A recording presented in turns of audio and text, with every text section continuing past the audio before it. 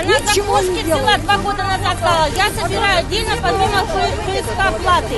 И после этого сказала, я ставлю на заглушки. Что такая проблема, я как буду дома переключать. Дискуссии можно быстрее.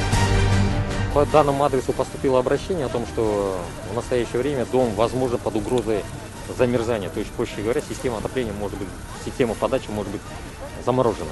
Ввиду того, что низкие температуры пошли, усилилось, но и почему это произошло? Да, председателем КСК были приняты меры к тому, чтобы самостоятельно ликвидировать те проблемы, которые возникли в тепловом узле, по разводящей системе, но они сами не смогли справиться. Поэтому было принято решение, мы направили свои службы, Петропавловские тепловые сети вмешались в наша жилищная служба, и таким образом сейчас процедура уже отрегулирована. Осталось единственное, что ввиду того, что дом большой, систему надо будет отрегулировать. Эту систему сейчас приводит в соответствие, то есть есть места завоздушивания, есть кое-где разбалансировка, ее приведут, и я думаю, до конца дня температурный режим полностью будет восстановлен. Коли она не может решить проблему, мы пришли за вас эту проблему решать. Мы сейчас, наша компания «Отрабат» покажет только одно, что надо, что вы все эти доступы нам открыли. Все.